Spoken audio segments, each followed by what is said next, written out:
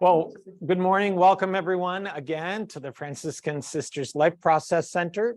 As I said, the space is ours for the day. I don't think any other groups are going to be here. We have use of the trails. They're actually right out the door here. What else can I tell you about the space? I think Hospitality's in the back. Help yourself throughout the day. Right. Yep. And we'll just let us know if a coffee pot is empty. We'll go make more. Oh, yes. Yeah. We'll have lunch served like 11:45, 12. And otherwise, I think, Christine, you're going to lead us in some reflection on last night, and then we'll segue into introducing Abby. Perfect.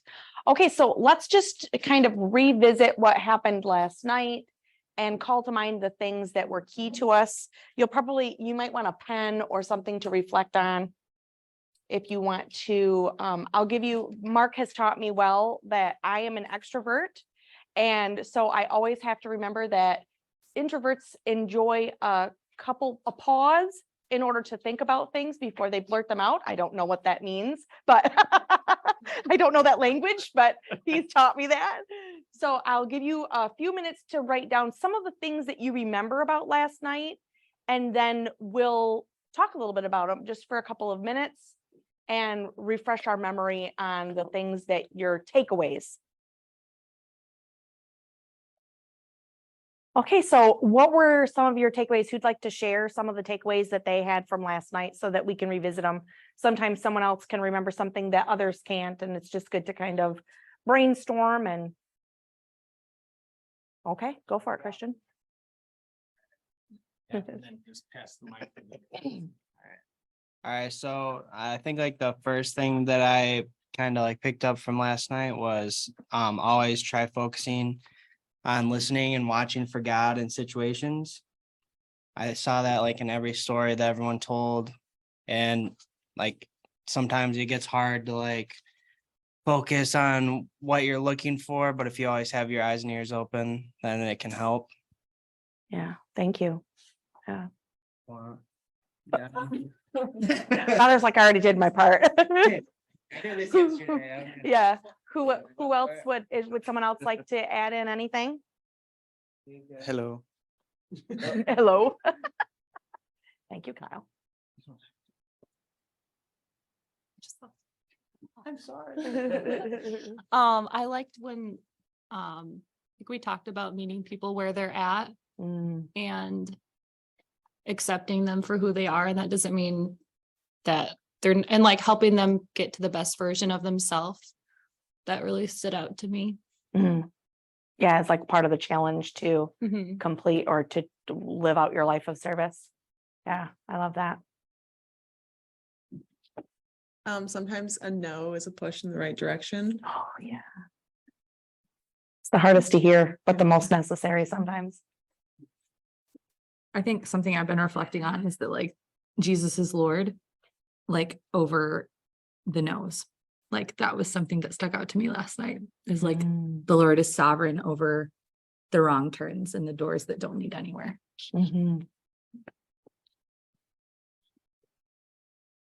Just the I don't think we spent too much intentional time until we got to the just like small reflection on the questions, but taking a look at the community commission and communion, and just those being kind of a framework of three different categories of like a lens to look at. How does my life have meaning? What's my vocation? I was, as I was thinking through it last night, I've been thinking through kind of similarly using three different words that I realized were kind of similar. But I think it's a good way to assess like what's missing. Like if I feel like something, I'm like lacking in something, to take those three things and to ask the question for each one, be like, am I content with this? Do I feel fulfilled in this? And that has helped me over the past number of weeks and months to kind of self-assess that way. So I hope that was beneficial for people too. Thank you for sharing those things. Teresa, you can add in, but we'll give you a minute if you'd like to, since you took a time. We were just talking about, we're revisiting what happened last night and some of our takeaways from it. So as you were talking, I kept thinking about the fact that I kept going back to Father's no's and how angry He was. And how God will find, you will know what's right when you find peace and the struggles, because in my life, it took me a long time. I'm a fighter. I'll toe up with anyone, that's just who I am. And so you want to talk about wrestling with God? I've had some wrestles, like big wrestles. And I think we all do, but we do it in different fashions. I remember Father Len coming in on me one day and I was like crying and super mad. Face was red and I looked like a ugly crier in the chapel. And I think he was like, I just need some hosts. But I was like, it's fine. And I was like, he's like, okay, I don't know what that was about, but when you work with someone for almost a decade, you kind of get to know their proclivities or whatever. And I was just like, recognizing that it's okay, but also seeing that, the peace that you find finally when you find your home is really important. And I will say in my own situations that I knew when God was talking to me because of peace, because I'm a very attention deficit disorder kind of person. I'm very high energy and things like that. I don't feel peace often. So I know I know what that love must be like. So a couple other things that I was noting was the big V vocation that Allison was talking about, as in, we never talked about what a vocation was last night to just remember, but singlehood, the single life, consecrated life, and married life. Do they call it consecrated life? Or religious life? It's religious, right? Yeah, so when you talk about what big V vocation, and then after when you guys left and we were discerning a little bit more, we talked about the little V that Ellison was talking about as like a job. And then hearing know a lot, I put on here destiny. All of us have the same goal and it's heaven. Well, all of us have the same goal and it's heaven. And then learning to listen is important even after you know what your vocation is. Because we were talking about how do you feel yourself? The vocation that we all share collectively is single life. Everyone shares the single life for a period of time. So you're never not discerning. And I think that was brought up as well. Teresa, did you have a chance to think about anything? He's like, I don't know if I should throw this. This is a road mic. No, I would not. You think I could catch up to play softball, but nope, not anymore.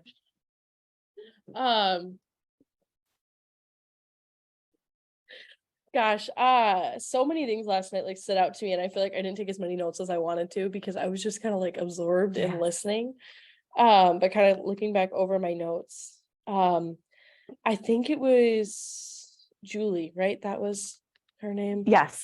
I think married? she said, there's hope in misery, even when things seem hopeless. That really stood out to me, just especially like being a youth minister. There's a lot of like, especially in my ministry lately, it's just felt like it's going nowhere and I'm not reaching the kids.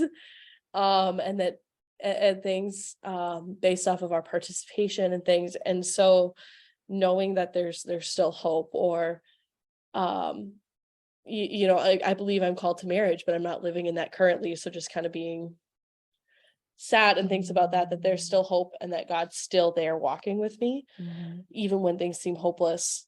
That really stood out to me. And I loved, all the things like the goal, her thing, the goal is unity. So what really does it mean to be living in vocation? What does it mean to be living in vocation with God, with your spouse, with the church, with whatever? It's the goal is entirely unity, to be united first with God and then with the world and your vocation. So I don't know, those were some things that I really thought stood out to me. I love that. I have.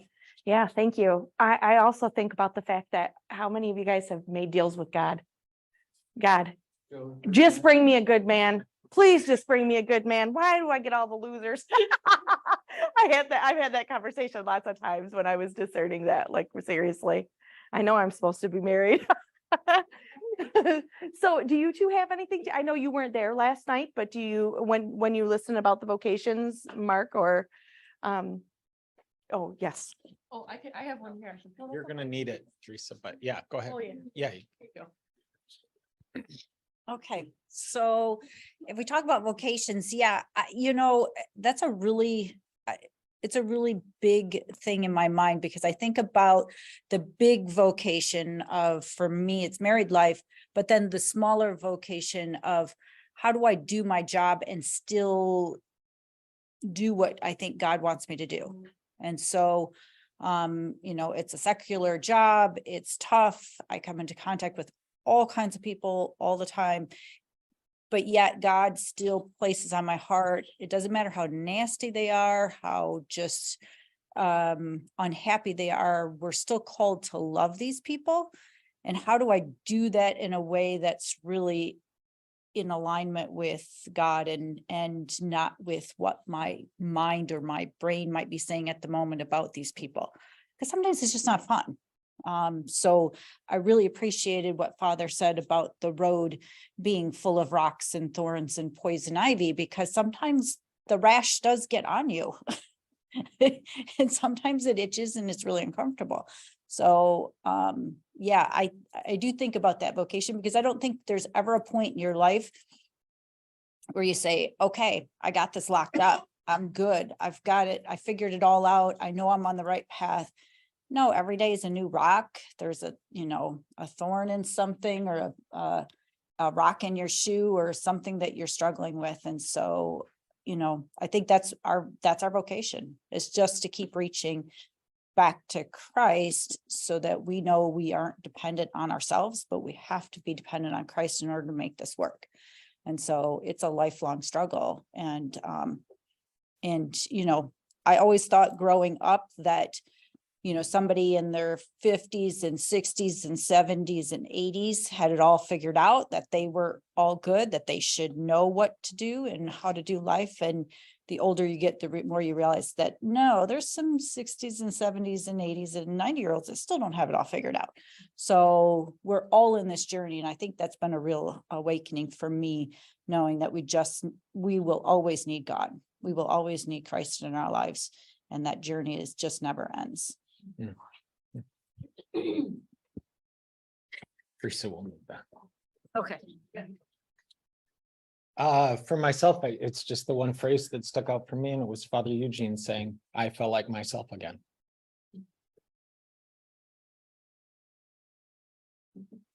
To define vocation, though, let me offer the teaching of Pope Francis in his apostolic exhortation, Christus Vivit, which is the apostolic exhortation that followed the synodal process about youth, the faith, and vocational discernment. And it was that synod process that really gave us the inspiration. Like, we just knew we were on the right path for what we were developing with this institute. But here's what Pope Francis says. Vocation is directed above all to charity within the family and to social and political charity. It is a concrete and faith-based commitment to the building of a new society. It involves living in the midst of society and the world in order to bring the gospel everywhere, to work for the growth of peace, harmony, justice, human rights, mercy, and thus the extension of God's kingdom in this world.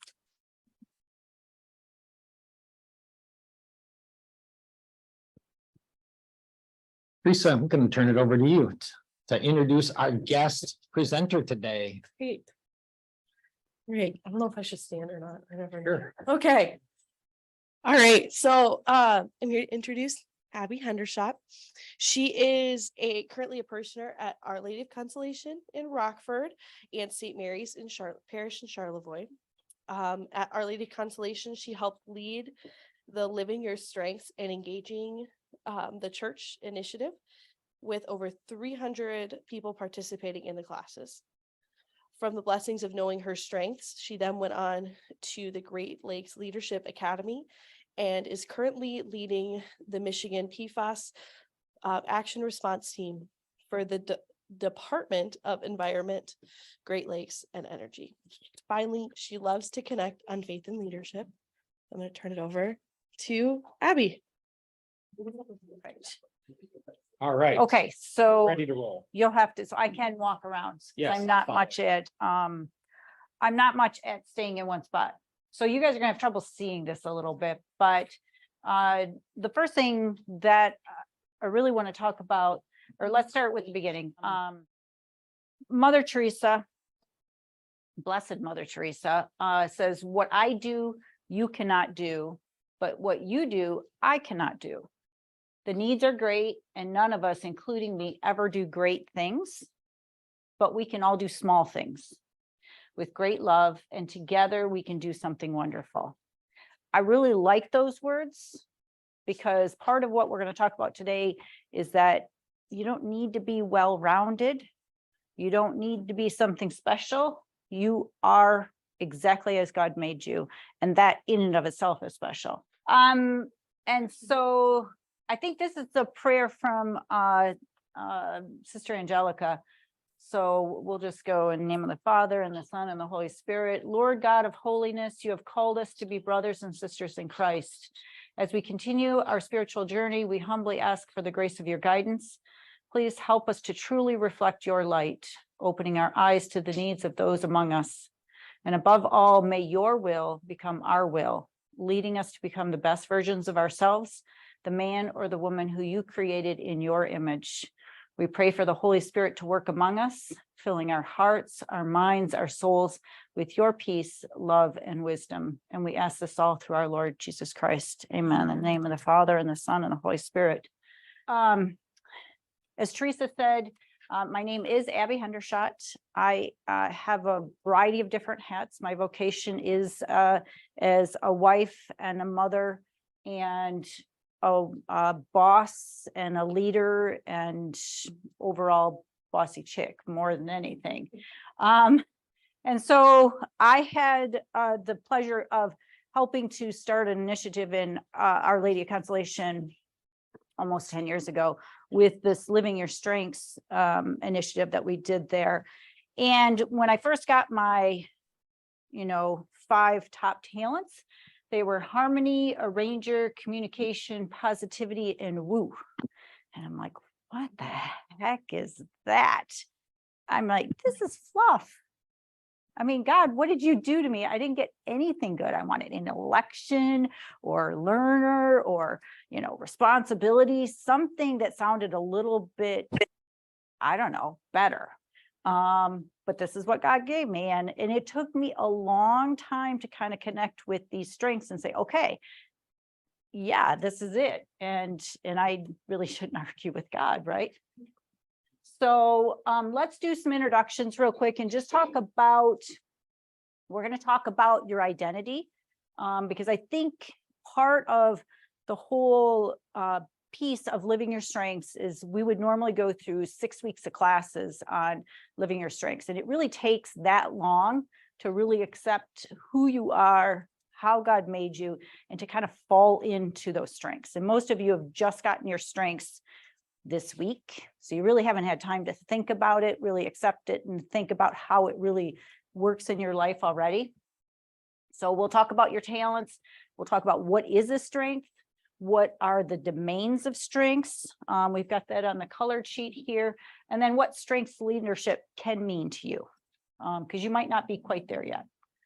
So obviously, whatever is said in the room, you guys probably talked about this last night, whatever is said in the room, please keep in the room, respect those thoughts and ideas, feelings of others. And if, this is pretty casual, this is a small group, so feel free to speak up and ask questions, or if you need to go to the bathroom, whatever, feel free. So if we can just kind of go around, if you can tell us your name, your parish, what your top 5 talents are, and then what was your initial reaction when you first got these? Or did you have an initial reaction when you first got these 5 themes? So Teresa, you want to start us off? So I'm Teresa. I go to Prince of Peace Parish in North Muskegon, Michigan. My top 5 talents or themes are developer, empathy, connectedness, belief, and restorative. And when I read through these, I haven't read through them in a bit, but developer and empathy, I was like, Yeah, that's me, 100%. As well as the connectedness and belief. The one I'm still struggling with though is restorative, because that one it doesn't feel like me, but it is. And I know there's ways it is, but I still am struggling with that one, figuring that one out in my life. So that's me. Excellent, thank you. My name is Christian.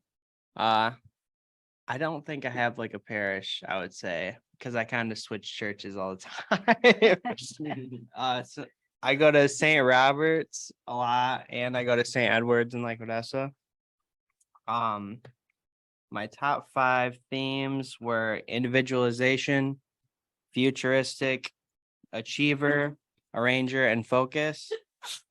And I would say my initial reaction to this was a lot of them seem like me, but then I had some that I was like, I'm not sure if this is me. Maybe I don't see it and other people do, but I wasn't sure. Which ones didn't you think were you? Futuristic. I wasn't sure about that. I feel like I'm a live in the now moment. Like I want to think about like my future a little bit, because I'm like, I want to strive towards something. But at the same time, I'm not like looking into the future too far, because like the future scares me. I don't know how everyone else feels about that, but for me, it's scary to think about stuff that happens in the future. It gives me anxiety. Yep. Maybe it's exactly that. Futuristic. Okay, I'm Father Eugene. I just look at the camera. Oh. Oh, well, hello there. Oh, Mary. Let me see. Okay, mine 5. Number 1, positivity. Number 2, connectedness. Number 3, adaptability. Number 4, input. Number 5, arranger. And no, I don't know if I've grown or not, but the first 3 is definitely me. I think at one point, arranger and input have switched. I cannot remember. It's been a long time, but the top 5 definitely resonated with my with who I am. So I was worried because I took this a little bit late in the afternoon, and I was being reminded that I was taking too slow to answer. And so I thought it will change, but in fact it didn't. So It's good. All right. Hi, camera. Hi, Mary. I actually forgot what they are too. So first one was connectedness. And then second, input. I think I spelled it wrong, but that says intellection. I don't know why, because I don't have much intellect. That's okay. Fourth, belief, and the 5th was analytical. Me and Mark were talking, and the last one that we don't have in common was analytical. Yes. Which one? Well, it's developer. Developer, which brings you to this program.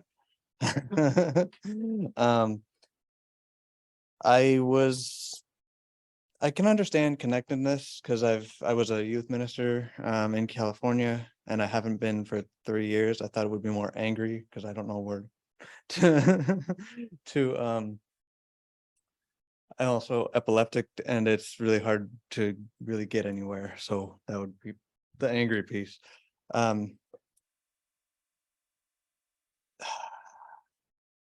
Really, once I took the test, I was in, first of all, trying to get it to work with my grandma's terrible internet. Darn Spectrum. Mm-hmm. She agrees.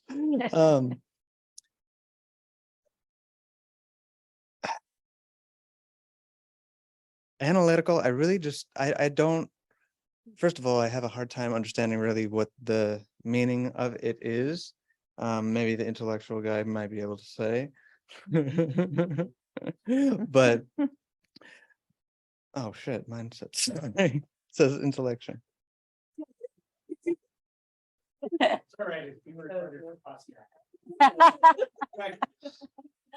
Aaron, I'm sorry. Oh gosh. So analytical, I really just had a problem with. Well, not a problem. I just didn't get it. I think you're being Okay. analytical about it. Shoot, I was gonna say, I really need to have this. This is usually they're so innate, we don't see them. So don't feel bad. mea culpa. You're gonna get there. You're gonna get there. I'm sorry. Cat. I'm Kat. I go to the cathedral a lot. I don't know if I'm official. My top 5 were restorative, input, connectedness, intellection, and developer. I wasn't very surprised by it. I took the quiz really fast because I overthink everything and I'll be like, well, is that really me? So I took it really fast. So I think it's Good. probably pretty accurate. And yeah. Just quit. Hello, I'm Hunter. I'm a floater. I go between Holy Spirit, the Basilica, and then the cathedral. And my first is responsibility, developer, empathy, adaptability, sorry, includer. I mean, they all sound like me except for, well, I struggle with the developer because I'm like, what exactly does that mean? Like, I know I'm a little bit creative when it comes to like, I'm not an artist, but photography, I feel like I'm pretty creative with, and like I have a good eye for it. But other than that, I'm like, what do I develop? I don't know. Like that. I don't know how that's my second one, but yep. That's about it. Excellent. Sorry, that was awkward. I'm Cecilia. I go to the Cathedral of St. Andrew, and then my top 5 are connectedness, strategic, positivity, individualization, and intellection. I think I took this last year, and I, like Kat, know my tendency to overthink, so I just took it very quickly and kind of just went with what seemed most fitting. And I think that I was surprised by how much I connected with these, because a lot of the questions seemed very arbitrary. I think I was surprised by like how known I felt when I was reading through the themes after something that seemed just like a quick online thing. So it's been cool to like spend time with these and dig deeper, and I'm excited to see everyone's too. My name is Zach. I work and go to St. Luke University Parish in Allendale. My 5 themes are significance, futuristic, individualization, focus, and maximizer. Although I don't know if this happened to anyone else, but I got like follow-up emails, like, let's hash out your 5 strengths. And they were all different ones. Like completely different. I don't know.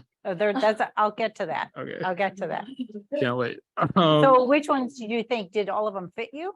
These ones that I have down here fit much better than the other ones that I got emails about. Okay. They were all kind of just like random, and some of them maybe fit, but I think these fit a little bit better.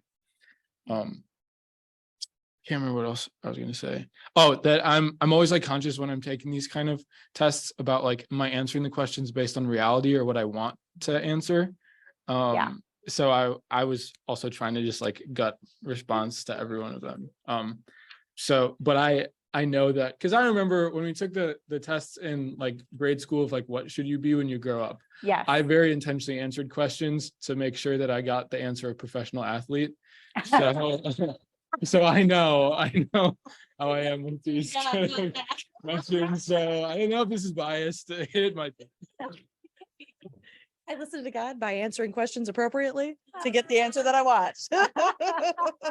I think we all do. I think we all do. Yes, we do. Okay, so mine are absolutely like, if I could put something textbook on me, these would be it.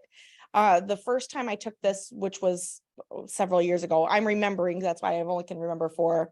But achiever, I go to the ends of the world to try to be as good as possible. So when I fail, it is it's a personal affront to me, and it takes a long time for me to overcome it, because I like to get it right. And when I get it wrong, it takes me days to recover. Woo winning others over. I am, oh man, in my communication class, when Dr. Dave, I was just like, you're doing a great job. Everybody that goes up for public speaking, he's like, you know what, Chris? Anytime I'm giving a talk, I know that if I look at you, I'm going to get a smiling face and shaking your head like, you can do it. I'm the cheerleader for everyone. And I like that. I like to make people feel good. And I think I got that from my mom, because my mom always gave us positive reinforcement constantly. And so I like to do that. I like to show love by saying, you got this, you can do this, And then includer, I do not like it. I do not like it when someone feels on the outside. I can assess a room and see the person who has no one by them, and I'm like zoomies right to that person and be like, no, come over. So yeah, I like to include people, and I am a lifelong learner. I love to learn.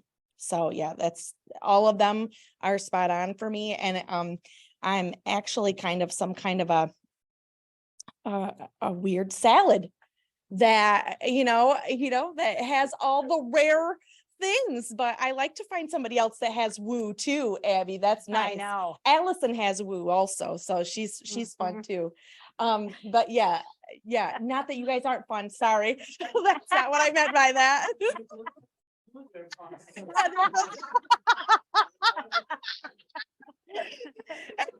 Take me days to recover. I'm kidding, but yeah, it's really good, and I love to hear other people's. And that's the other thing. It's like, oh, look, what kind of a salad did God make you? Yeah, that's good. Winning others over. Can you see it, Father? Winning others over. Yes. Yeah, it's an acronym. Winning others over. I got.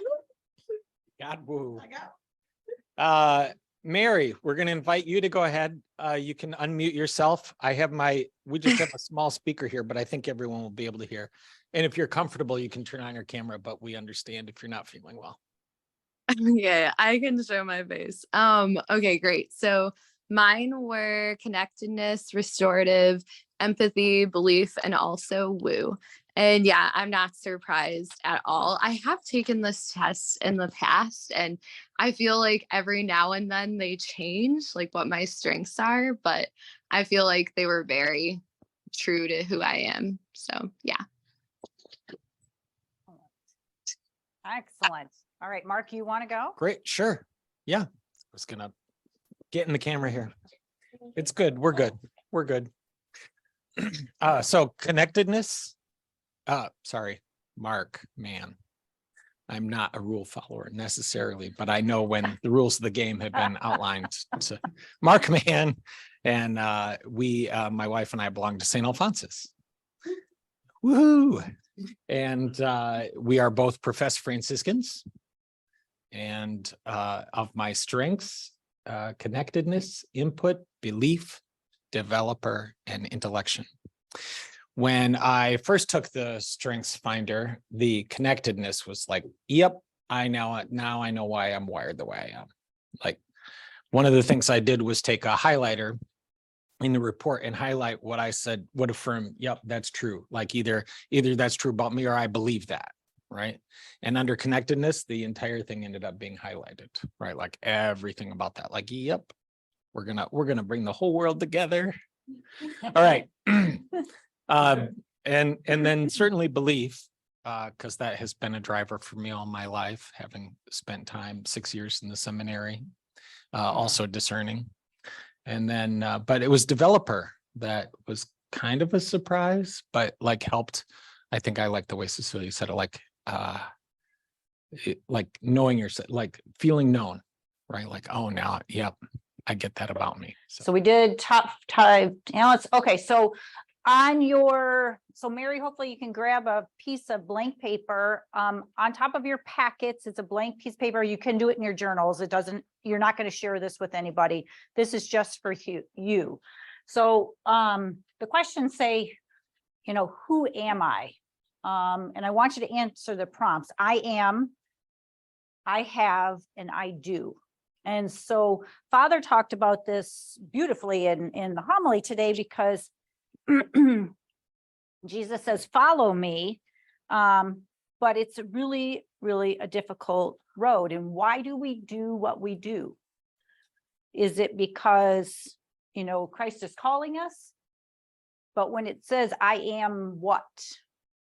And so we're going to talk a little bit about that, because I think really understanding who your identity is, who you are, is really central to accepting these talents and then following the calling and really understand it, because you can't really help others until you know who you are and you're kind of confident in that. Now, there's not to say days, there's not going to be days where you hit those rocks and you hit those thorns and you're not going to feel terribly confident, but you still know who you are and why you are. And so just take 2 minutes and write out, I am, I have, and I do. And just think about, and I don't overthink it, analytical people. Just first thing that comes to your gut. Okay. It's good, Kyle.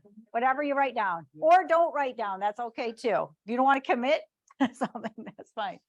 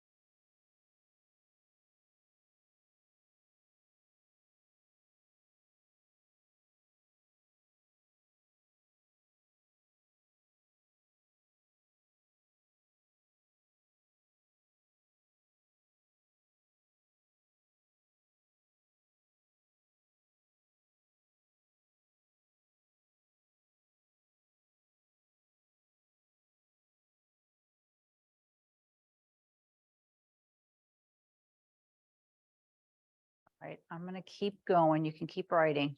So I was at a conference, an encounter ministry conference a couple weeks ago, and they talked about this, and I thought it was a really good reminder for us to think about what our mindset is. So Father talked about, you know, we don't do when we follow Jesus, we don't do it for the honor or the glory or the reputation. That's not why we do this stuff. So we might say, you know, there's huge difference between what we say.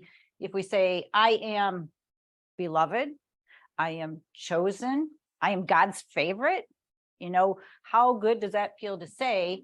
And because of that, I have an inheritance. I am called to the table. I am part of God's family. And so I know I'm secure, right? I have that sense of security. And so everything I do is because I'm trying to follow Jesus. I'm called to be, you know, doing God's will. But what is a different mindset if we say, well, I do this? Sometimes for the world says, well, you have to do things. You have to be somebody special to have any worth. And so sometimes you might do, you know, works of charity to gain the reputation, to gain that acceptance. And so I have money because that makes me somebody. I am special because I have money and because I do these things. So it's a totally different mindset. Some people, when I looked this up online, and you guys can't read this here, but they talked about an orphan mindset. So, you know, an orphan mindset might keep us from believing that we're ever good enough. that we never quite measure up, or that we haven't been blessed like everyone else. And if I don't fight for myself, no one's going to fight for me. How many times do we hear that? If I don't fight for what's right and I don't fight for what's mine, nobody's ever else is going to do it for me. That's an orphan mindset. That's not the mindset that God called us to. And so I think it's really important when we talk about our identity of, if you have that orphan mindset, you're not going to be open to what God's really calling us for, because you're already protecting yourself. You're already like, the dog on the street that's begging for scraps. You're worried about your next meal every single day. We're called and we are beloved. We are God's favorite. Every single day, we are God's favorite. And because he gave us his son, Jesus died for us. How many parents would give up their child for the sake of the world? I don't think my heart would be quite big enough to do that. So we have an inheritance because of that sacrifice, because Jesus was here. That's a security blanket for us. So that makes us not just be, just Abby or just a wife or a mother, but I have, almost like superpowers. I am, the super Catholic or the super Christian or the super mom, because I have, Jesus at my back all the time to protect me. So that's a really big difference in mindset. So think about what you wrote down and think about, do you have a tendency towards that orphan mindset? Or do we feel secure? Do we feel secure in who we are? Or is that something we need to work towards? Do we need to just say, Jesus, I'm not feeling it today. Help me, remind me that I am yours, that I come from a place of security, and that I am here to serve you and to be able to be a servant for others. So I thought we should start with that, because I think it's really important to that identity piece in this world, especially since the pandemic. We're a very, very, very fear-based society. And that fear comes from this identity. People don't know who they are anymore. And especially our young people really don't know who they are. And they aren't told that they're beloved or they're special or they're God's favorite. We need to start with those things. So, okay. So the other thing that I really like about this book and about this Living Your Strengths is that this whole notion, the world says you need to be really well-rounded to be, a good person, or to have the best talents. You need to be well-rounded. You don't need to be well-rounded. God didn't make us well-rounded. He just didn't. And you'll see from when we talk about the domains here, we didn't get stuff in every single category. Matter of fact, some of the stuff we got, we're not even sure how it even fits. So, when I looked at my strengths here, there was nothing in any of the strategic thinking pieces, which apparently I connected as something significant or valuable. Because I said, well, woo, how can that be a talent? Right? Looking back now, 10 years later, I can see exactly how woo is a talent. I can see how communication would be a talent, and positivity you wouldn't think would be a talent. But I can't tell you how many priests I've met that have positivity as one of their talents, because I think as part of the belief piece, they have to be secure in their belief, which makes them more positive. Or were they more positive so they had more belief? I don't know. But those are the things. So accepting who you are in God's eyes is going to be really, really important. And being prepared to be molded along the way. There are rocks and there's going to be thorns along the way. And I tried to put in Mark's, community commission and communion pieces as well, because it's a process. Life is a process. We continue, our strengths, our talents will probably stay the same as we go through life, but we're going to change.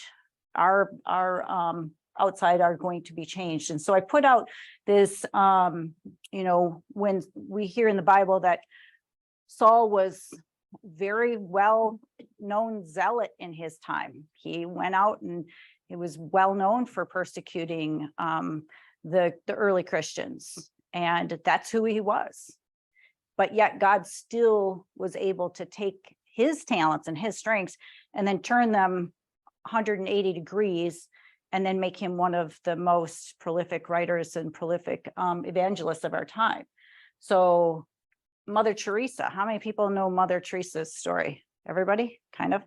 So, 18 years old, going into the missionary world as a teacher for how many years? I don't know. She was 40 years old before she got the call to go out and start her charity work on the streets in India. And so there are many different iterations that God can use us for, but he's going to continually refine our talents and continue to use those. So again, not the greatest screen here, but there is 1 in 270,000 chance that somebody has the same top 5 as yours. 1 in 33 million chance that someone would have the same top 5 in the same order. So you're unique. That's what I want to tell you. You're unique. 1 in 447 trillion chance that someone would have the same top 10 in the same order. So we're not, this is again goes back to the very famous quote of God doesn't make junk. You are somebody special. You are unique, and he gave you your talents for a specific purpose in his mind. So this particular Living Your Strengths book is based on what we've all heard of, the Gallup polls that are out there. And this one identifies your top 5 strengths out of 34 different strengths or themes of talents that you might have. And so everybody's got all 34, but they grade them in order that you think you might, that are the best representation of your natural talents. I mean, it's really about, when we talk about the top 5 talents, these are innate talents. You're probably going to be able to guess like some of them in your top 10, but your top 5 are so close to you, you probably don't even recognize what they are. But it really identifies how you naturally think, feel, and behave. So if you get a chance to ever pick up one of these books, it's an easy read, but they talk about, one of the stories in the book talks about husband and wife coming into a new church, and so they want to get to know people. So the parish minister signs them up to be greeters. Well, the wife is a woo, sweet. And the husband is all about intellection, analytical, and he's going, you want me to talk to people? This isn't going to work. Yes. So there's a big difference in how we use our talents. And that's perfectly all right. He wasn't called to be the greeter at the door. He might be called to the finance council, which is perfect. So Abby, yes. did you have a question, Kat? You had a look of wonder on your face when she was going through that. I was having deep thoughts, but I don't remember. Thinking my mind instantly goes blank. It was I was probably just checking. soaking in. It was soaking in. So, and Mary, if you want, I think there might be a way, we'll have to monitor the chat and the raise hand function and see if we can grab, if there's anything on that you want to share with us. But I want you to take 10 minutes. There's in the front of your packet, there is, and apologies to Mary, because I don't have an electronic version of this. There's one that says Strengths Finder's Reflection. It's going to be on the top, along with a Clifton Strengths Finder's quick reference card. It's stapled together. Take these 2 pieces and think about which of your top 5 themes, talents really describes you best. And then which ones do you use most frequently? So these are the questions, Mary, sorry. Which of your themes describes you best? Which of your signature themes do you use most frequently? And then anything that might have surprised you. And then the last question is, which of the themes do you anticipate using? And it says college, but we'll just say in life. Which do you anticipate using most in life? So we can go ahead, take 10 minutes, and then we're going to discuss it with the group here. So Chris, tell us, which of you thinks describes you best, and which one do you think you use most frequently of your 5 strengths? I think it describes me best, achiever, which I really don't like about myself. Oops. But I mean, there's good to it, but I don't like that that's my top one. Okay. Because it's not, I don't know how to stave it off sometimes. So at the fault, my family takes the brunt of that because I'll put other things before them, which is a disorder to me. Mm, And then which one do I use the most? Is that was the other one? yes. Most frequently, woo, for sure. In ministry. Father literally says, is there anyone you don't know? We were in a meeting with Father Michael and he is now in New York, and he didn't know that I knew him. And so and I was trying not to say anything to him because I knew Father Michael Hennessy. And but he goes, so I'm not alone. I've got Chris McCarty or I've got someone here with me. And I went like this. It's from the past. And then Father's like, I'm like, I knew it. But I immediately, when I meet somebody, because I come from I'm the 67th grandchild on just my dad's side. So I'm related to a lot of people, and I've lived here my whole life. So I know, 67th yeah, I grandchild? went into a job interview and it was my second cousin and I didn't even know it. Yeah. Yeah.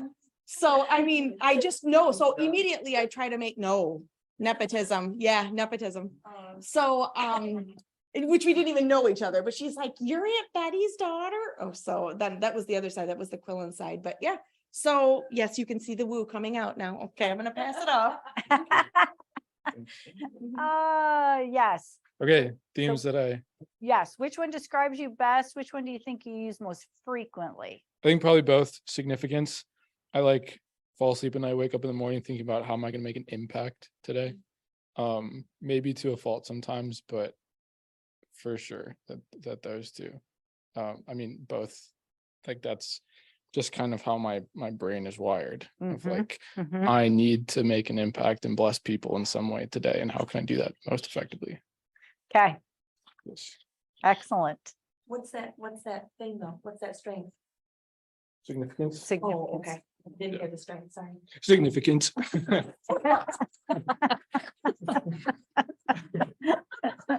I'm really sorry. What was the question? Your question is, Okay. which theme describes you best? The first 2 Oh. questions on here. Oh, And which okay. one do you think you use most frequently? I think the theme that describes me best is intellection. I think like especially the part around being introspective. And I really appreciate that both Zach and Chris brought up this idea that like strengths can have a shadow side where we have this gift, or even like what you were mentioning, where it's like St. Paul had the same strengths, but like the 180 of like encountering the Lord, like moved that into a different direction. So I think like, I definitely see the strength and the shadow side of being introspective. Like my thoughts can definitely tend to spiral. But the one that I use the most, I think, is strategic. I feel like my brain is really quick to spot patterns or find solutions. Or I think like the thing that sticks out to me about intellection is that it feeds into a lot of my other strengths. Like, because I think so deeply about things, I can spot patterns, I can think ahead, I can see how people are connected. And like, also like another one that's really important to me is like positivity. So like this deep seated belief that all will be well, because I've thought about it. And like, like sort of You've already like thought that. of the angles. Yes, yeah. Honestly, I was pretty blown away after reading the like definitions of every one. I was pretty speechless at how like spot on it was for who I am as a person. I'm like, how does a test know me so well? Especially when Like, something is just a gut. I mean, it's Yeah. random questions. Well, Seems and like a then random question. There were so many times during taking the quiz or whatever, the test, whatever that was, the questionnaire, that like I didn't know what to pick because I liked both. So and I'm like, well, I don't want to be neutral because I do care about both of them. So it was like, I don't know. It's just wild to me how spot on it was. So it was kind of hard for me to pick just one because I was like, I feel like I'm all of them at once type of thing.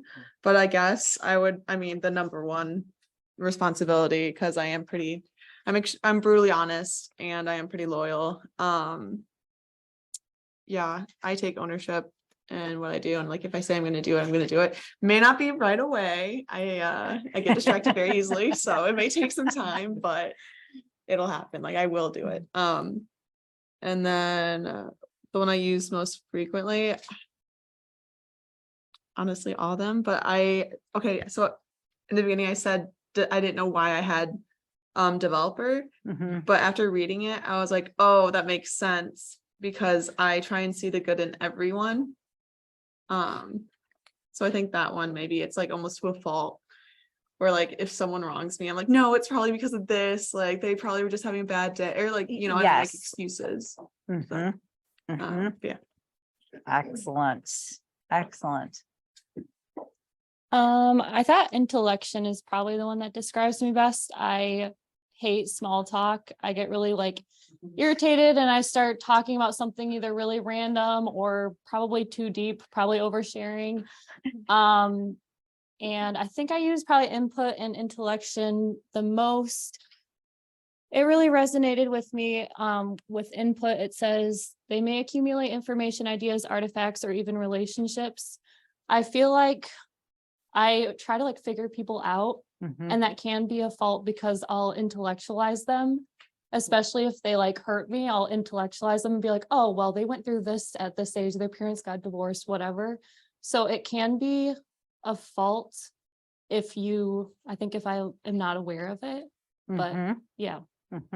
And knowing why you do something gives it power so that you can make sure you don't, wander off that path into, explaining away all the other bad habits or bad behaviors of other people. Interesting. Okay, Kyle. Hello, and hello, Mary again. So the one that describes me the best, I don't know, is connectedness. Although because I'm epileptic, I have to know certain like where I'm gonna be, where the closest places that I can lay down. Maybe that's part intellectual as well. I don't know. But in regards to connectedness, as a youth minister in California, I needed to be close to everyone. And there was a specific group of people that had my back no matter what, and I had their back no matter what. So it's really hard to be a youth minister without connectedness, wouldn't it? Oh, yeah. Yes. Yes. Which one do you think you use most frequently now? Now, after living in my parents' basement for 3 years, irritatingly, kind of. There's a pool table. I probably use analyzing, because even if it's just a restaurant, I have to have somebody be there first and say, oh, this is on the order menu, or not that that's important, but kind of like almost the design of the entire place, so I know how fast I need to go to not have a seizure. So do you go online, look at the pictures inside the restaurants, look at the menus, It's look exactly at what I all do. of it Yes, before you even get there? before I even get there. I do that too. Yeah, okay. We twinsies. But I don't have, a medical reason for it, but I do Yeah, it because I like to know where the heck I'm going. I know, and I don't know, after we get off Butterworth and into the city, I'm like, I have no idea where I am anymore. Mhm. If it were California, I'd be like, okay, well, let's go to Ruggies. Ruggies was a restaurant. They closed down, damn it. Sorry. Mea culpa. Okay. Let me see. Okay, so I use a lot. Though I am the number 1, 2, and 3 are very prominent: positivity, connectedness, adaptability for me. I mean, it's it's just spot on. Mhm. I think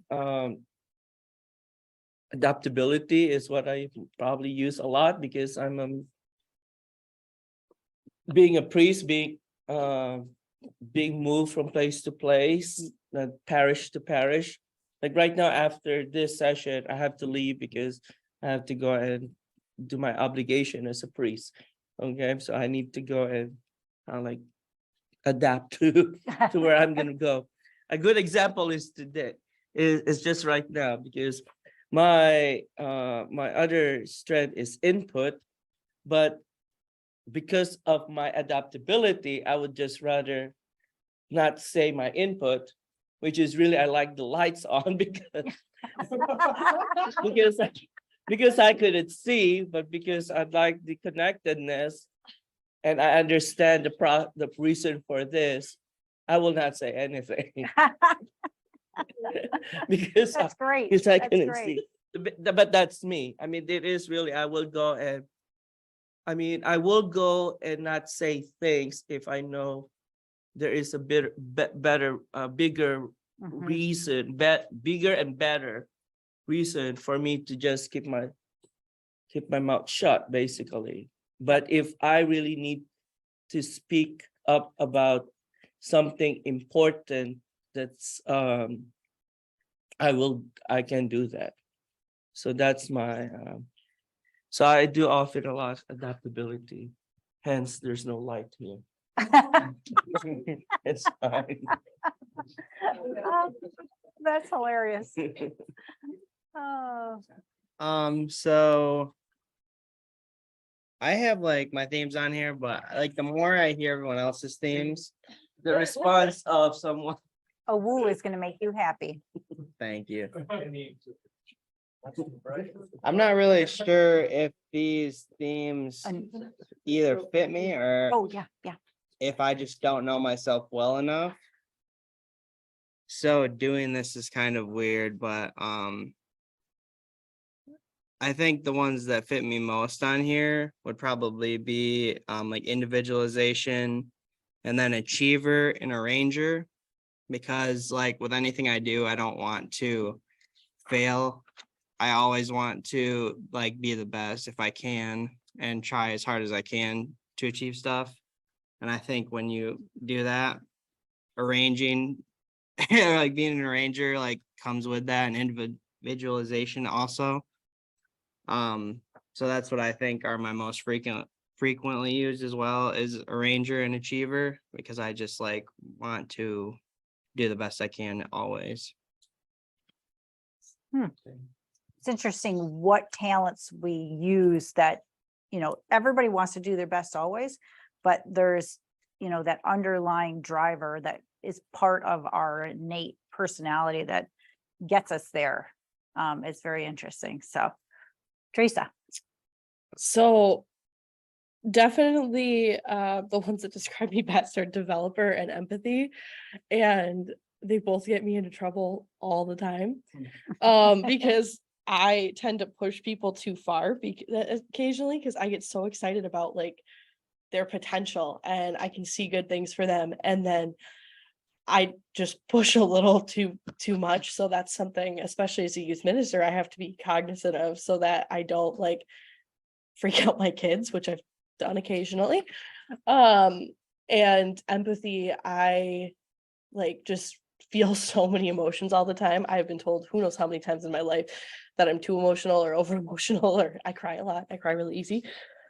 Which my kids think is hilarious, but it is kind of funny. At times it is.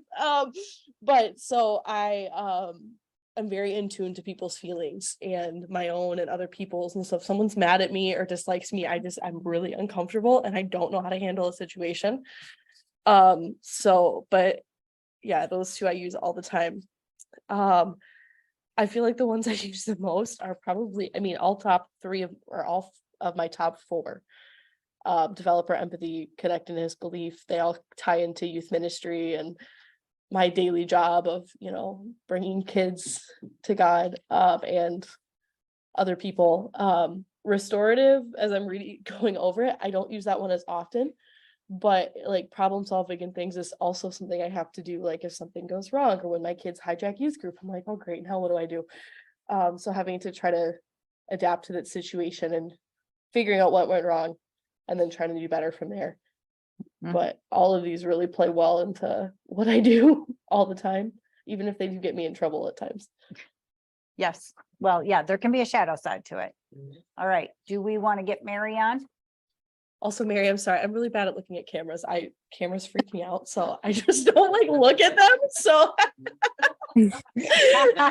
Hey, that's okay. The ones I use, well, the ones that I'm not surprised by are belief and connectedness, because just looking at my life, there are just so many ways that the Holy Spirit has guided me. And ever since I was a little girl, I've just always had that really deep belief that God has been guiding my life. And yeah, even now, like in my job, I'm a secretary at a church and I'm going into counseling. So I just really want to help others, but really rooting it in my belief of who God is. Like everything really revolves around him.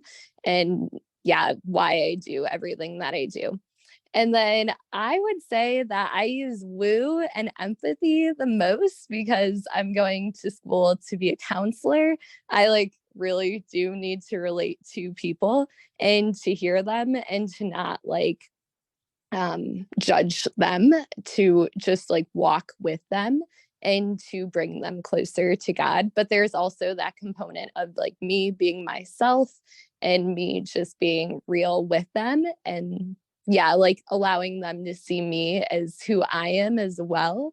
So yeah, I think a lot of the empathy is really something that I was surprised that I had a strength in, because I feel like a lot of the time I get in my head about my own empathy, but just to take this test kind of made me realize that I do have a gift in that, and that would make sense that I'm going to be helping others in the future with that gift as well.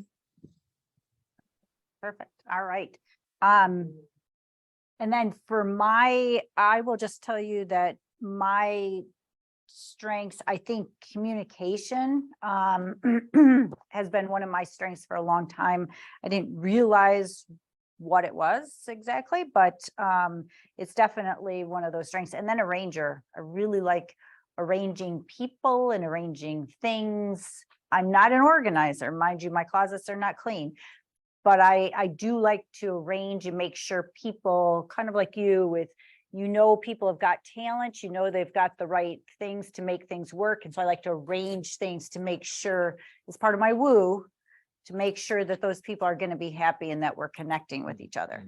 But what I actually end up using most frequently is probably my harmony, because there's especially in the work world, I'm in meetings all the time where people aren't happy. And so I end up having to pull out that harmony, that positivity, and say, okay, let's think through this situation. How can we make this work for everybody? How do we find a situation or a solution that's going to be equitable and charitable? And so I'm constantly pulling out the woo. I'm constantly pulling out the positivity. I'm constantly pulling out the harmony. But I like, I think, for me, communication is really probably one of my best talent that describes me. My father-in-law called me Gabby Abby right from the start. So, and there was a little bit of a reason for that. Okay. All right. Let us keep going, because I don't know how far behind on time I am. I always put a whole bunch of slides together and then I don't think we ever finish any year. Mark didn't share. Did you want Mark? Oh yeah, Mark needs to share. Mark, do you want to share real quick? Sure. I did, that's why. Thank you, Teresa. And here, Teresa, just for you. You finished our part of us. I know. We can get right in. Connectedness, definitely the descriptor and the one that most closely describes me. And I had already shared that about just highlighting the report that was just struck with the yellow. But as some people have shared about the shadow side, for me, it's like, I know it's like intuition. It's like I'm just wired when I know like, oh, I put my foot in my mouth or something, like, it's just the intuition that I'm now disconnected from someone. Like they walk away and I'm like, oh, I'm gonna have to make peace with that, either for myself or with them, right? Yeah. Depending on what's going on, because sometimes it's just me. Like I've circled back with people and they're like, oh, what are you talking about? You didn't say anything offensive or put your foot in your mouth or whatever. So yeah, there's that shadow side. Like I just know like, oh, I don't feel connected from that person. And sometimes it's been a drive. When I was a kid, it was definitely a drive. Right. Now I've learned to like temper it. Let it go. Yeah. Let Yeah. it go. Input is what I use the most. I probably would have been a librarian or an archivist if not for the developer side, but yeah, definitely love to collect things, especially information. Avid book reader, and it's why if you were talking about superpower, and I get it's in reference to having Christ at your back, but my superpower is crossword puzzles. So and Sudoku puzzles and crossword. Yeah. Just seeing it and mapping it out. That's me. Doesn't it make your brain feel good though? Oh, yeah. Yeah. I mean, Like it's getting all right. exercised. right? Yeah, it's like, it's all right to have those superpowers when you just need somewhere for your brain to go to just chill. I mean, you've got so many other things you're processing. There's a place where your mind goes to just let go. And the crossword puzzles is a good place to go. And even though, as Chris pointed out, I am an introvert, so I don't really like big group things, right? But I can be a high performance introvert. I can be at a cocktail party because I know enough trivial knowledge to spark a conversation. So, Abby, Nice. back to you. Nice. So top 5 talents. Talents are something that help, something that you do well over and over again. So it's very automatic. It's very innate in our personalities. These top 5 talents aren't necessarily something you would have put your hands on or picked out yourself, but just based on the responses that you had in that survey, that's what you are mostly aligns with your thinking and your innate talents. Skills though, so my talent of communication, I always like to talk, but public speaking is a different skill. And I remember standing on the high school auditorium stage and, they were electing the student council, and you get up there in front of, and this is a Class A high school, so 350 people of your peers. And all I had to say was, hi, my name is Abby, and I'm running for student council. That's all I had to say. And all I could get out was, hi. And I completely forgot my name. I mean, it was bad. And it was just mortifying. So obviously the public speaking's got a little better because I've had skills and I've had practice and practice and practice. So just because you have innate skills doesn't mean you're necessarily going to be great at it right away, but you put the skills with it and then you got phenomenal talents. The knowledge also has to come with it. So again, these are innate raw talents, and you have to have that knowledge that comes with it. So I put this yellow circle around this because that identity is like the foundation of knowing who you are, even without these talents, knowing who you are. I'm a child of Christ. I'm beloved by God. I'm God's favorite, however you want to say it. That is your foundation. But then these talents are something that God has given you. And then you add that with the skill, you add that with the knowledge, and then you end up with an actual strength that can be very quickly, or it can be something that you continue to prove on over a lifetime. But the strength comes with the ability to provide consistent near, and I italicize that, near perfect performance in any given activity or in a given activity. So we're never perfect. So please don't beat yourself up if you think you have to be perfect. But that strength is going to give you the ability to do something that might seem you know, like a really hard thing to somebody else. So I today do a ton of public speaking all the time. And it's, you know, my heart rate doesn't even go up anymore because I just almost gotten to the point where I don't even care what people think anymore. I'm just having a good time and it's great. So that's part of the strength, right? But understanding, so we, you know, the name of YALI then is your Young Adult Leadership Institute, leadership. To be a leader though, you have to know who you are. You have to know what your raw talents are. So you kind of go on this timeline over time. You go, you and your raw talents, then you add you and your talents and your skills and your desire. What's your why you get up in the morning? Do you get up thinking, oh, I need to make money because I need to feed my family? Do you get up thinking, I need to get up because I'm gonna make money, but I'm also gonna maybe impact somebody's life today? And then so you get to the point where your skills and desires and talents hopefully start meshing in one direction. And then you add in, I think, a good healthy dose of courage. And maybe we call that hope, because that's what, you know, when we have Christ in our life, we have that security of knowing there's always hope. The world's not full of hope right now. Hope is a big, important commodity. And so that takes courage to get out there and be a leader in our world. And so we have to, you know, work through that gradient. And some days, maybe that's a starting over of a new position or a new life cycle or whatever it might be. You're always going to be in this constant loop of taking those talents and those skills, maybe reinventing, doing phase 2. I think about Mother Teresa, you know, 18 years old, she goes to India. She doesn't know the language. She doesn't know anything, but she ends up teaching school for 30, 40 years. And then God says, you know, she's on a train. She hears God's voice. She hears the voice of Jesus, and he asks her to take care of his sick. And so she does. I mean, but she didn't, you know, it wasn't like she had a prep course for that. She just went out and started doing it time after time after time. That took a lot of courage.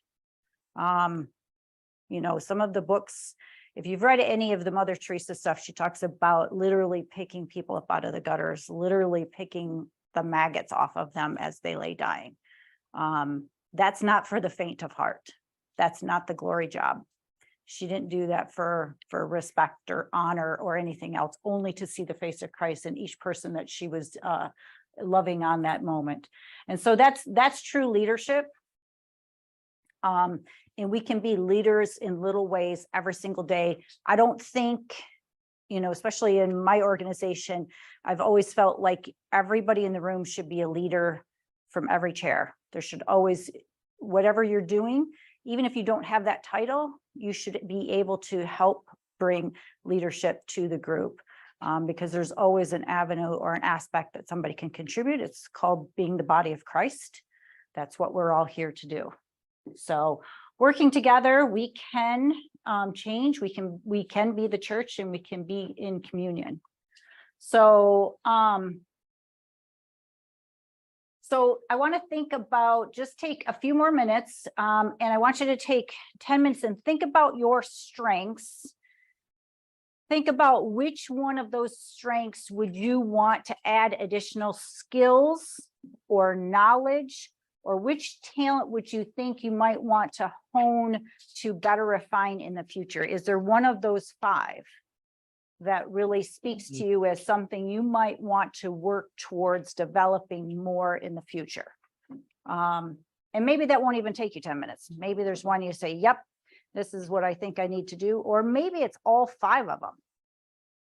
If one of them doesn't speak to you and it's the collection of the whole that speaks to you, think about what kinds of additional knowledge and or skills you could use to help you feel more secure in those talents. All right, we're going to go on we're going to go on to domains of strengths, because I think this is a really, really interesting one, piece of it. And I am running way, way behind. So God didn't make us well-rounded. That's the first thing to remember. I don't have to be well-rounded. I don't have to be perfect or even have skills in every single thing. That's okay. So if you look at your domain strength, I tried to take a picture. So Mary on the phone, hopefully you can see the screen okay. You can see at the top of this sheet, there are 4 different categories. There's executing, influencing, relationship building, and strategic thinking. So these are 4 general patterns of manifesting the strengths. And so people who might have a ranger are part of that executing. They are people who really like to take action. They like to work to get things done, implement solutions. Influencing are people who are dominant in influencing other people to take charge, speak up, make sure the team is heard. And they're always selling the team's idea to different audiences. That is totally me. So relationship building, though, is people with dominant relationship building themes build stronger relationships that holds a team together. They have the ability to make a team much greater than its sum of its parts. And then the strategic thinkers are themes that keep a team focused on what could be. They're constantly absorbed in analyzing the information. They help make the team make better decisions and create a vision for the future. So this team profile is, and so here's our domains of strength. So executing, influencing, relationship building, and strategic thinking. So when you look at so we've put these all into this spreadsheet. And when you look at your strengths, the reason that Chris's and Zach's strengths are highlighted is they actually are the only 2 people in this room that have at least one strength in every single category, which is very rare, So I don't know if that makes you, maybe the ADD that comes from that. You got a little bit of strength in every category, but most of us tend to group in one category or 2 categories. So if you look at this, the fact that out of our group here, we have until you get down to the leadership group down here, you really have very few people with the exception of Mary, who have any real influencing talents. So if you're in a group, and so say you're in a youth ministry group, and you're on the church council, and you want to be able to sell a new program or whatever, you really need somebody with some of those influencing skills to be part of your team. But if I'm also part of another ministry that's really big on welcoming people in the door, it's the relationship people you want to have there. Strategic thinkers, this is the category I realized after I got my talents.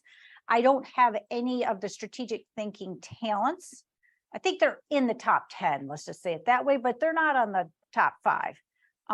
So I surround myself constantly with good strategic thinkers. I married an engineer, that helps, right? But guess what? He has like no relationship skills. That's not a big surprise, is it?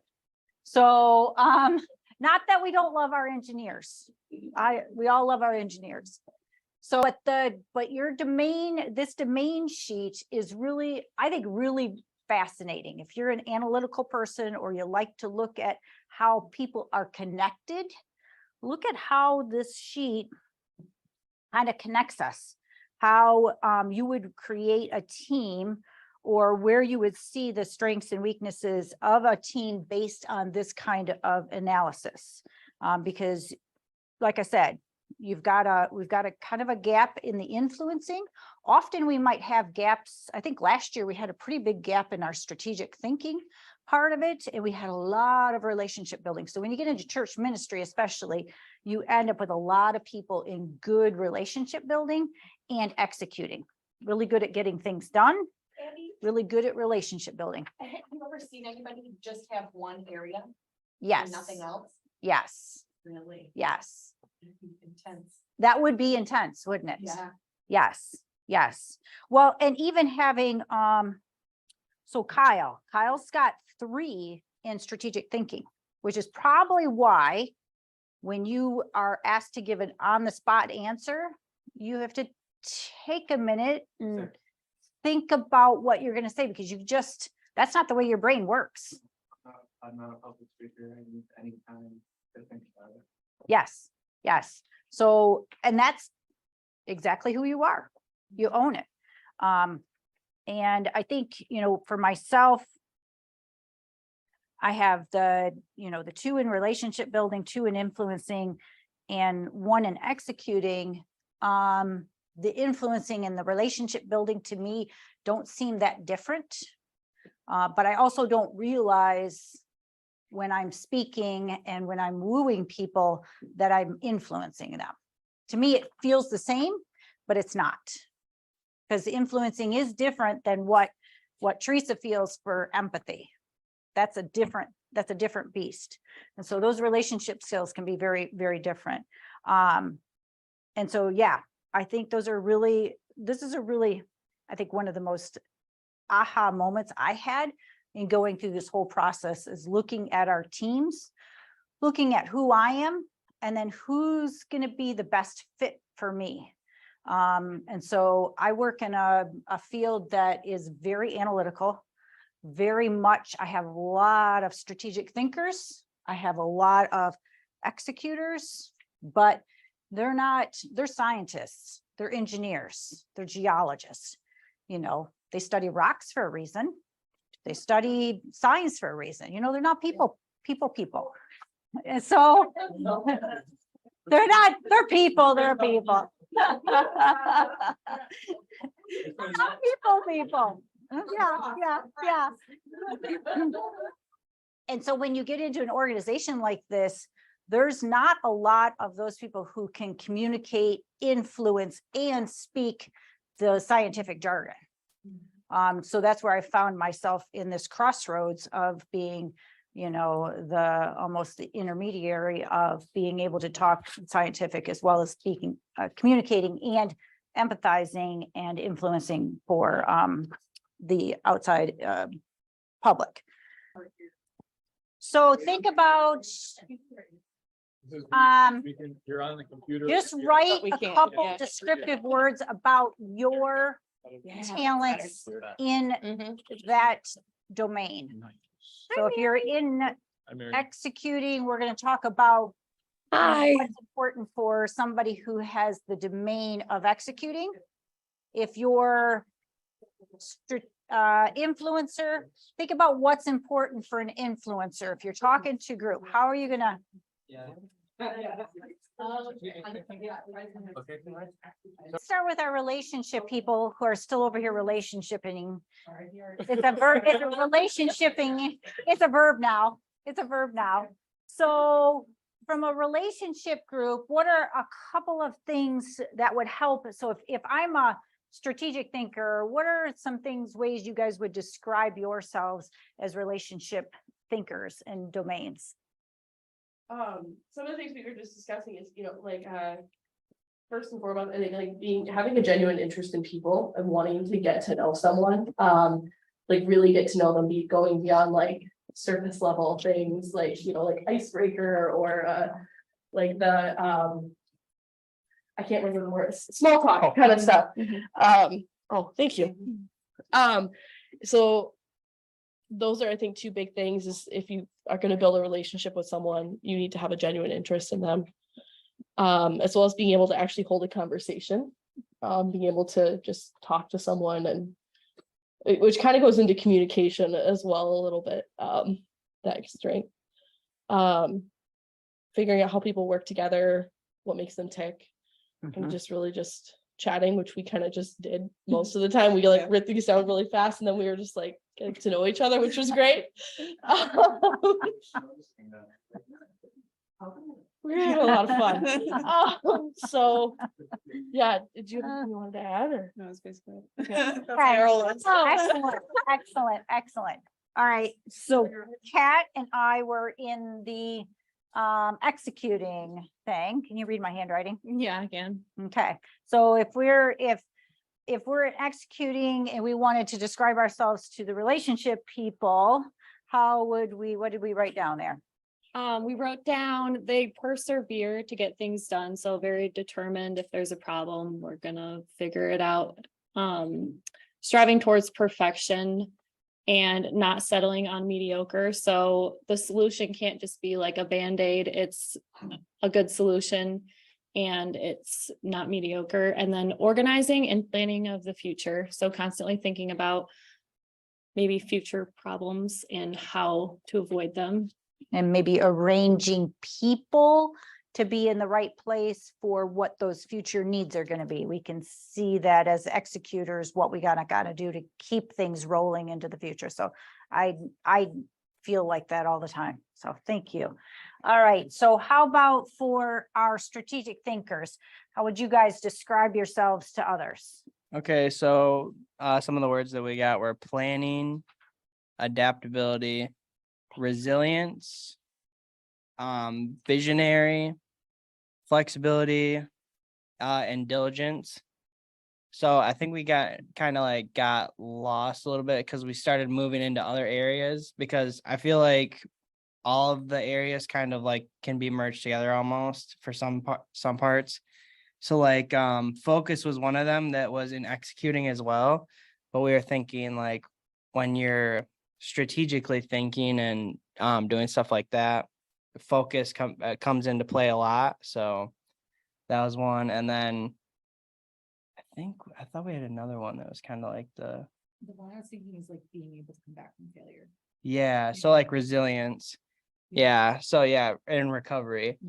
That was a big one as well. I thought they kind of merged together, but obviously like strategically thinking, you have to like make a strategy before you execute. So it kind of merges together at some point in the middle. Do you see how different the description for strategic was than the description for our relationship building? Do you see how difficult it could be for someone who has a lot of strategy execution or strategy thinking domains to really connect with somebody who might be in relationship building if they don't have anything there? Our language is different. They gave you a story. You gave us a bullet. You gave us a bullet. You gave bullet point list. You gave us a bullet point list. It's different. We think differently. This is just inherently who we are. We have to know this about where we start from so that we can make sure we can connect with other people. There's no good and bad in any of it, but just that awareness is so important. And so I live with bullet point people all the day, but I know in my heart, I need to have a relationship with some people who can speak in full sentences. That's just the way it goes. So, yeah, it's good. It's good, but we all have our strengths. So, okay, let's go over here. Let's go over here to our Influencers. influencers. Okay, So, thank you. Tell us. Influencers are trying to make value propositions. I'm trying to like convey value to another Yes. person. I have a strong sense of my values and trying to essentially win you and convey the good of a certain value of something. So there's some drive in me, and there's also some boldness to be able to convey that thing to the other person, hopefully to advocate for myself or for others or for some good that I stand for to another person. Could you feel the influence coming out of his voice? He wanted to influence us. The influencers were better than the rest of us. It was almost, I could feel it. But it's a talent. It's a talent, right?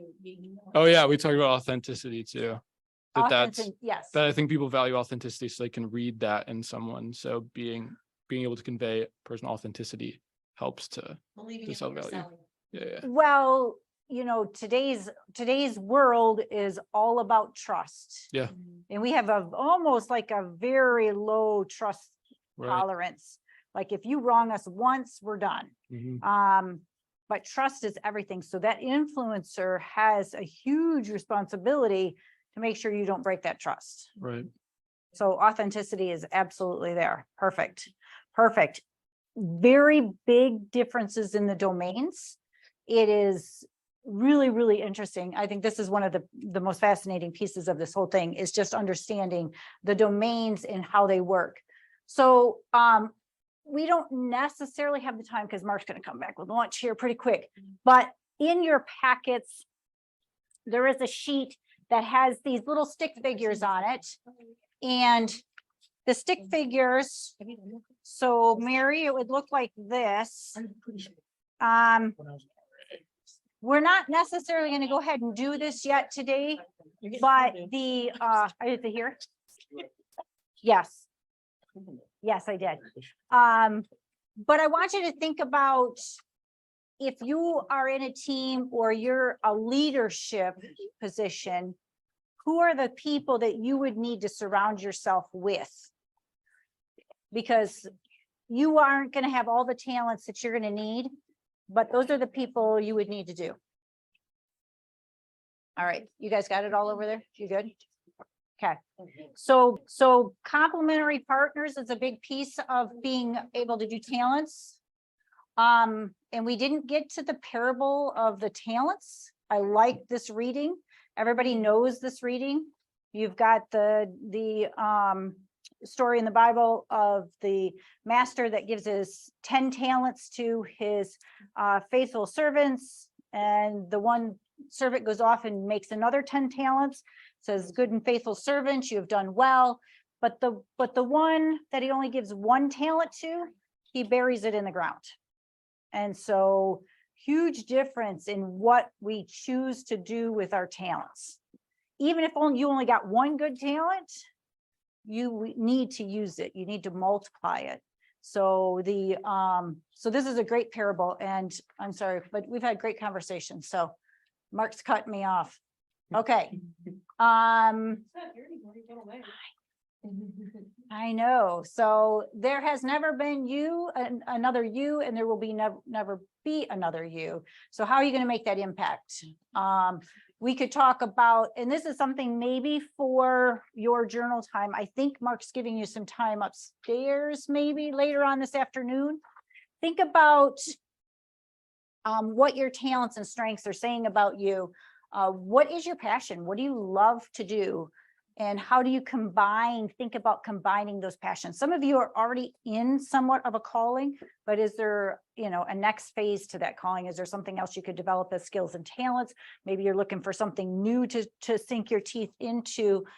It's amazing to me as you go through life, how many doors God will close and say, nope, that's a no. And sometimes we got to respect that no. We can be angry about it for a few days and then let it go, right, Chris? Uh-huh. Or a couple years. But we gotta let it go, because he does open the next door for us. He gets us into the place that we need to be. So think about that as you go to your journal time later on today. So the other activity we normally would do is, if there was time and money, what would you do for God? Or if time and money were no object, what kinds of things would you do for God? Which is kind of a fun question, because, if you had all the resources in the world, what could we do for God? So what you choose would be vastly different. Yes. What you would choose to do. And it's not necessarily what the world would have you choosing, but that's okay. So, and then just of which of the themes and talents resonates with you the most as you consider your service to others. This is something that when we did the 6-week course, we went into a lot about how that calling, which you might be called to. And so we really saw a huge amount of outpouring from the ministries that came from the people who are going through this conversion and this change through Living Your Strengths. So we would look at that. So the last piece before we go to lunch. Oh, two more things. In the back of your guide, I put this stapled packet together.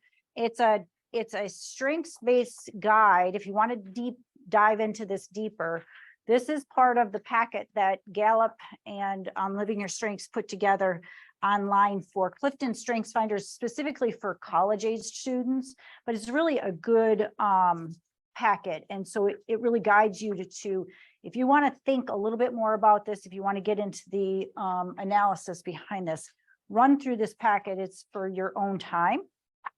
Behind that is one of my favorite, I don't know if it's a poem or what it is, but it's a prayer, I guess, that was presented, and I never know what's right, Mark, if this is actually true, presented by Cardinal Dearden in 1979 and quoted by Pope Francis in 2015. So a future not our own. How many people have already heard this? A future not our own? Okay, love this one. So it helps now and then to take a step back and take a long view. The kingdom is not only beyond our efforts, it's even beyond our vision. We accomplish in our lifetime only a tiny fraction of the magnificent enterprise that is God's work. Nothing we do is complete, which is a way of saying that the kingdom always lies beyond us. No statement says all that could be said. No prayer fully expresses our faith. No confession brings perfection. No pastoral visit brings wholeness. No program accomplishes the church mission. No set of goals and objectives includes everything. This is what we are about.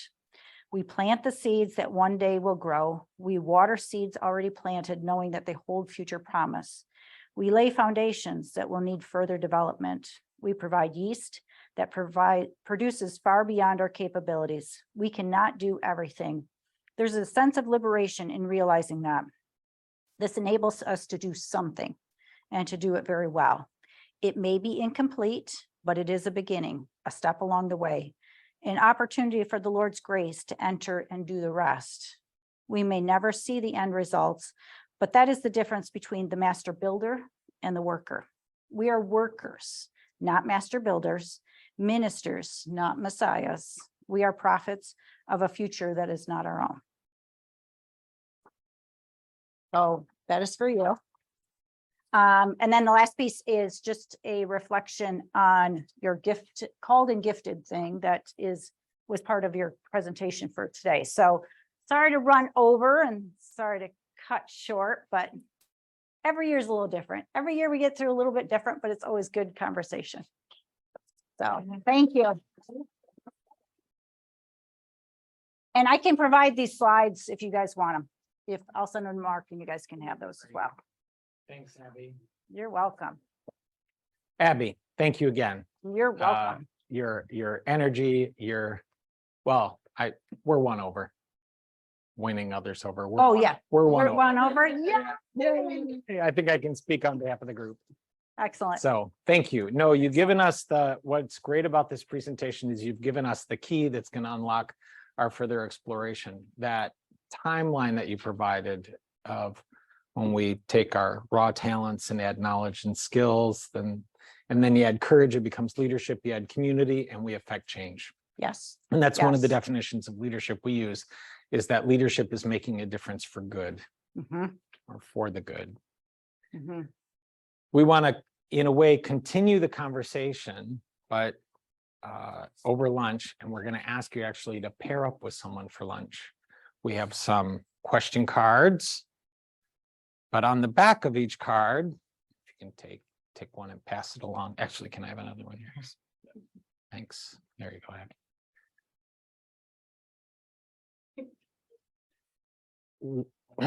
Want to just, this is just an introduction. Over the course of this summer, we're asking you to start developing what will be your leadership project. There's not going to be a final exam or anything like that. And you certainly don't have to submit a 12-page narrative like yours, asking for a grant from Lilly or anything like that, right? But in the simplest form, we're asking you to come up with what's called a POP document. And on the back of the card, it lists what a project is. Anyone familiar with a POP document? Anyone do that kind of work? All right. So purpose, outcomes, processes. POP. POP. A project responds to the needs that you perceive by gathering resources that support the activities that produce the results that will have an impact on people, and then a rationale that says why. That's a project. That's the definition of a project. And that is from our friends at Lilly, actually, specifically Kathleen Cahalan, who wrote a book called Projects That Matter. So we're going to ask you on the final day at our closing retreat that you would present to us, what is it you want to do with your strengths now that you've started reflecting on them and describing them to others? And how does that match up with a need you see in the world that you're passionate about, that you have something, like what's at stake for you in wanting to make a difference in a particular area, right? Making an impact. So we'd have you describe what do you want to do, and what is the purpose of that? What are the things you hope for? That is the outcomes. And then how are you going to do it? What are the resources and activities you need? And that's also, on that last question, is where you intersect with some of what Abby already shared today about building that team. So if you're strong in relational building, who are the strategic thinkers or the influencers that you need to help be the catalysts to help move this project, right? This is not a project you need to have complete by any means by the end of, right? You don't even need to start working on it. All we want you to do over the course of the summer is develop it. And we're going to take time at each seminar to give you 5 or 10 minutes to take what you hear in the seminar, to reflect on that and focus it on your project, your leadership project. And we find that this is a great exercise really about how you can apply what you're learning about yourself and how you want to express that in the world, right? The possibility of what you can do in the world with the gifts and the talents and strengths that God has given each of us. For today, one milestone is going to be our networking session on August 22nd. By then, you will have developed each of these areas, the purpose, outcomes, and processes along the way, that you're going to be able to practice sharing them with other Catholic leaders.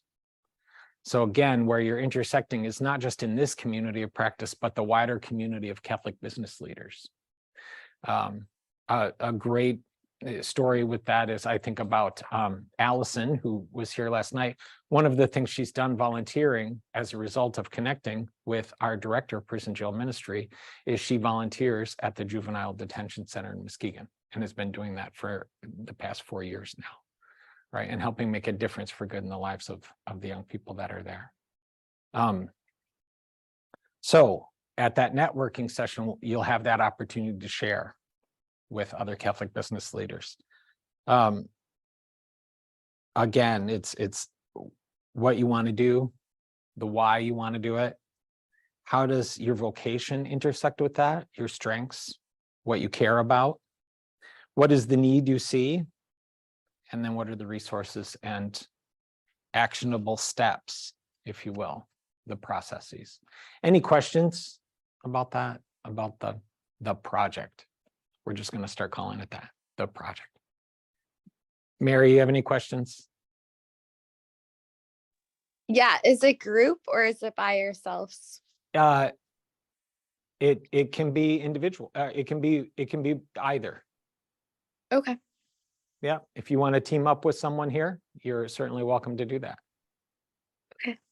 It's a great question. Thank you. For now, over the course of lunch, all we're asking you to do is use the questions as prompts. Enjoy getting to know someone maybe that you don't know yet here, and enjoy lunch. We will reconvene, and Mary, I don't know if you're planning on coming or you're just going to tune back in, but 1:30 is when we'll restart the Zoom session. with Cammie's presentation on God in prayer. So we've got a 90-minute break, and we hope that not only you enjoy lunch, getting to know someone else, but also have some personal time for your own reflection, maybe going back over some of the packet that Abby has provided, or doing one of the exercises like the stick figure exercise of, what are your strengths and what are the strengths you need from a teammate, that kind of thing. All right. Place to contemplate. It is. And